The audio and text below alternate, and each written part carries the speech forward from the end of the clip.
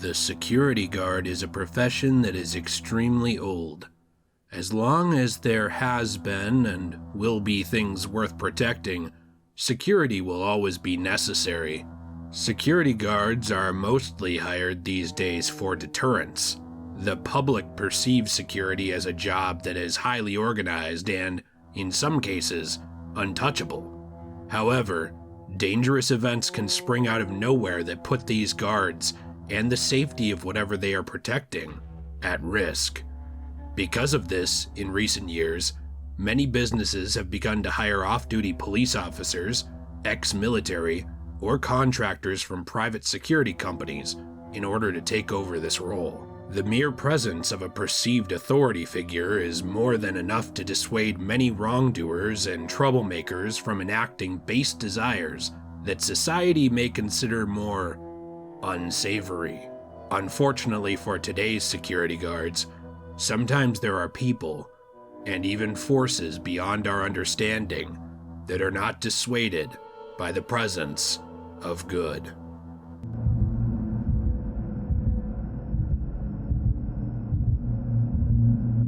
Back in 1998, I was fresh out of high school and working my first job as a security guard. My friend worked security in the nearby city, and I was in the habit of talking to him on the phone every night. One night, around 4 a.m., we were talking, and out of nowhere he says to me, "Hey man, did you see that?" I was surprised because he probably worked at least 10 or 15 miles away. But I looked around and it dawned on me that everything around me, inside the guard shack and outside, was bathed in a faint emerald green light. I told him so and asked where it was coming from, and he just said to me, "Look up." I did. And there, just above the tree line, was what I can only describe as a small emerald green sun, about a quarter of the size of the yellow one that we all know and love. It didn't move and the light didn't fluctuate. It was just there, like any other star in the sky, like it belonged there, illuminating the entire countryside for miles and miles around. I stared at it, awestruck, for hours. My shift ended at 7 a.m. after the real sun had risen, and it was still there when I left. I suspected I would wake up and see a blurb about it on the evening news, along with maybe some kind of explanation, but there was nothing. Nothing in the media. And no one I asked had any idea what I was talking about. As far as I know, only 3 people saw that thing. Me, my friend, and the guard who relieved me that day. He later told me that he went into the building for a few minutes after I left, and it was gone when he came out. I never understood why no one else seems to have seen it. Granted, it was giving off a very dark green light, and it took a moment for me to notice it even after I had been told to look around.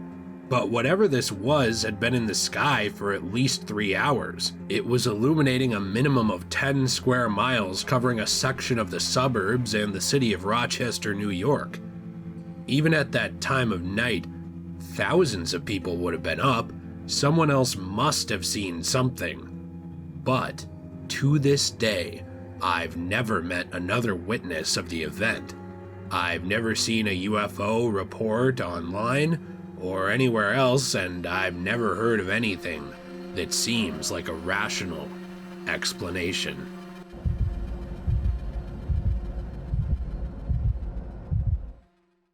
At one of our multi-site locations, there is a basement with a long hallway that has doors on the sides, and it turns off into another hallway at a right angle. The hallway looks like the haunted hospital corridor that came to your mind when you first read that. At night, half the lights are turned off automatically, At the end of the second hallway, through a couple of doors, there's a room where the company stores extra chairs, but they're lined up perfectly and facing the same direction, so it looks like you found the secret little cult meeting spot. At 3 a.m., that's creepy enough, but going beyond that room, there's another small hallway with a downward sloped ramp, leading to a storage area that's almost a crawl space. By now you're deep in a dead end, but there's one more little fun room left that this has been building up to. This last room looks like it was unfinished when the building was constructed. The walls, the floor, and ceiling are dirt-colored concrete, and the walls are scarred like something big has been sharpening its claws on the wall. There's no known purpose to the room. It just exists in that state, and no one ever really talks about it.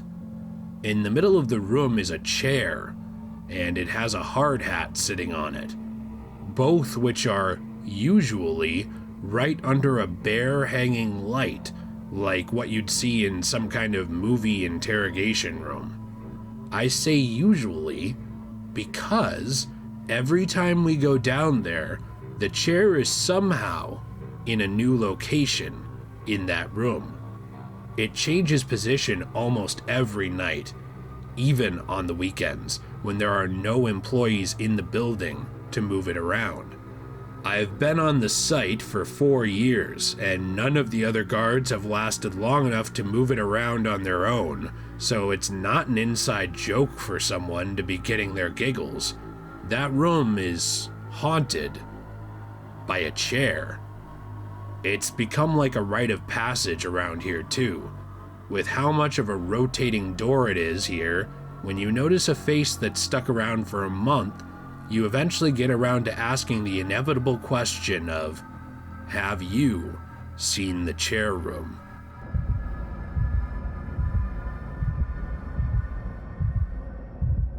I worked Firewatch with another person. There were cold spots and the sounds of footsteps in the building, but also a figure could be seen hammering away at a rusted-out car in the back lot behind our building that one of our security cameras was able to see.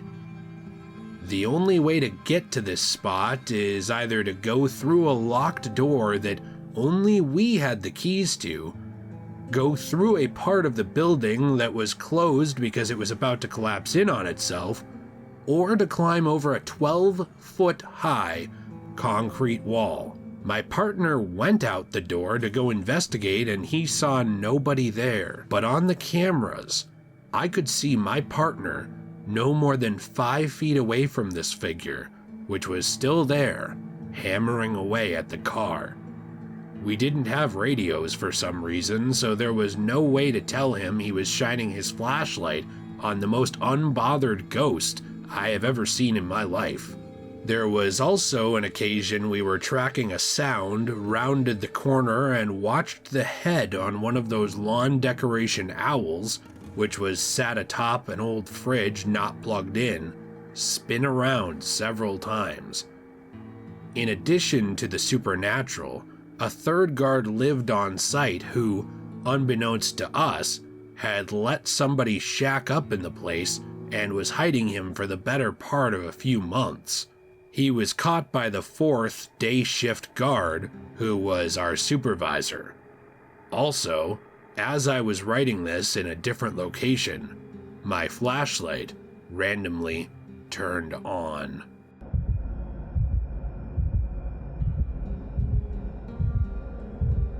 So I just started my job at this company, and it's been about 2 years now. I was an unarmed officer then, so all I had was my flashlight and my cuffs. We had the contract for an 8 to 10 story apartment building they were building downtown for the college kids. The framework for the building was up, but the exterior paneling had not been added yet. Most of the building was all covered in plastic sheeting to help keep everything dry since it was a very particularly rainy fall.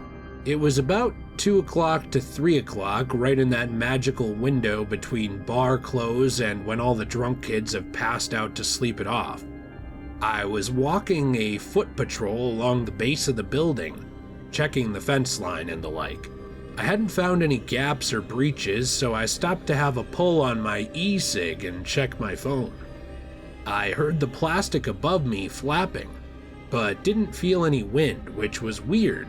But since the building was so tall, it's not unheard of for the top of the building to be windy. I glanced up from my phone before doing a double take because there was a clear silhouette outlined against one of the plastic sheets that was billowing in the wind, spotlighted by one of the work lights in the building. I quickly hit the stairwell and ran as quickly as I could in the center of the building.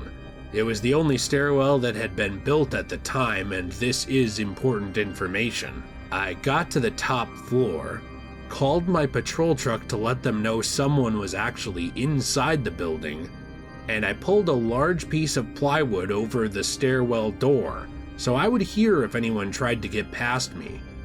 I then began the slow search of the top floor, flashlight at the ready. The top floor was mostly wood framing, plywood flooring, and a ton of hanging plastic tarps sectioning off the separate sections of the floor.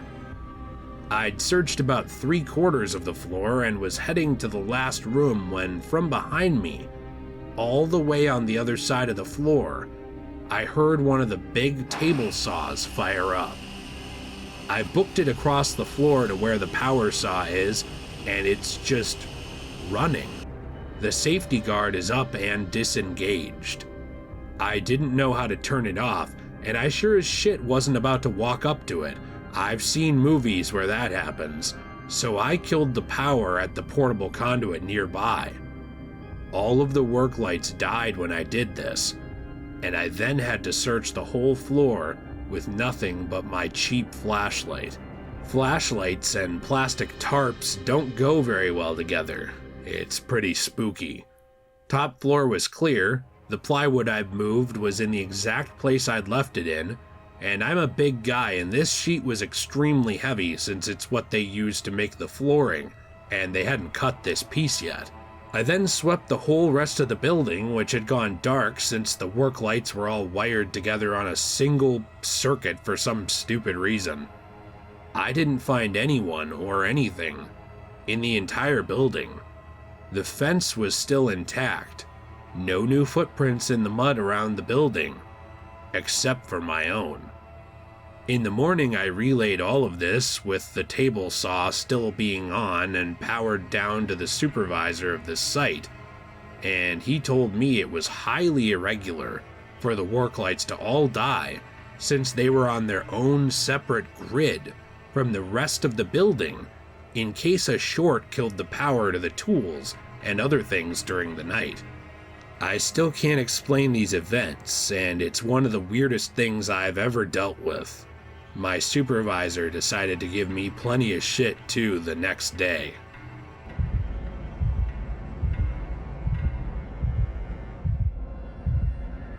I worked the graveyard shift at a tomato plant in between towns in the Central Valley of California. It's pretty much nothing out there other than a few houses far from each other, with some dairies and open spaces all around.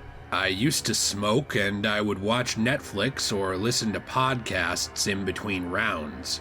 There's literally no one out there at all. I worked there a little over 5 years and never did I see someone walk out there. Behind the guard shack there was an open field. I step out to smoke and I'm watching something on my phone. I hear someone talking and laughing behind the guard shack. I at first dismiss it, it's just the wind, or maybe voices carrying from the dairy down the road. But I keep hearing the laughing and giggling, so I decided to peek around the side of the shack. You have to understand, I grew up in an area that many would consider a ghetto. I grew up around gangs and then I joined the military. I'm not saying I'm some kind of tough guy by any means, but it does take a bit to scare me because of this. Anyways, I look around the side of the small building, and I didn't see much, just open field. I take a drag from the cigarette I'm smoking and I tell myself I must be hearing things. But I hear giggling again and I take a couple more steps, and I swear I almost shit myself. There's two little kids in the middle of the field, talking and giggling together. It looked like a little boy and a little girl, maybe no older than 7 to 10 years old. I was wondering what the hell is going on and how they got out there. I squint my eyes to make sure I'm not just seeing things. And all of this happened within a few seconds, but to me, it felt like an eternity. Like I said, I couldn't believe it. They were almost see-through. The clothes they wore looked like old early 20th, maybe late 19th century clothing. I then noticed that it looks like they only had a body from the waist up. You can't really see their legs. Just then, they got quiet, and they turned to look in my direction, almost like they realized that I was watching them. When they did that, I noticed something terrifying. These two children had no eyes, just dark holes where their eyes are supposed to be. Once again, I said this all happened within seconds, no more than maybe a minute after seeing them. And I felt this cold feeling down to my bones, and I got seriously freaked out, and I left. I threw my cigarette down, turned on all the lights, and closed all the blinds, including the front blinds to look out of the guard shack. Those blinds had never been closed the entire time I worked there. I was almost shaking, and I felt this uneasy dread. I said a quick prayer and started trying to call my wife to see if she would pick up. Once again, I worked graveyard, and this was only at about 2:30 to 3 a.m. I still had half of my shift left. I did not do a single round the rest of my shift until that sun came out. I called and texted my wife, but she was asleep, and I tried watching something funny on Netflix or listened to some funny podcast like Joe Rogan. The whole time I worked there, I never before that or after that night saw something like that. I tried to look up what kids with black eyes were, but just kept feeling the same way I felt that night, and I just finally let it go. It took me a while to process what actually happened that night and finally tell my wife. Every time I drive by there, I always think back to that night. I have a healthy respect for the supernatural, as I did grow up in a somewhat traditional Mexican household where we were told stories from where my family is from. We were taught to have some respect and a little bit of fear for the supernatural. I've had a few other experiences, but ghost kids have always seemed a lot more creepier to me than anything else. It's been one of the only times I've felt a deep, deep dread in my soul. Like I said, they didn't ask or say anything after they realized that I was watching them. It was a one-off because I never had anything happen like that again in the next few years I worked there. There was creepy stuff, yes, but not really anything I could see like that.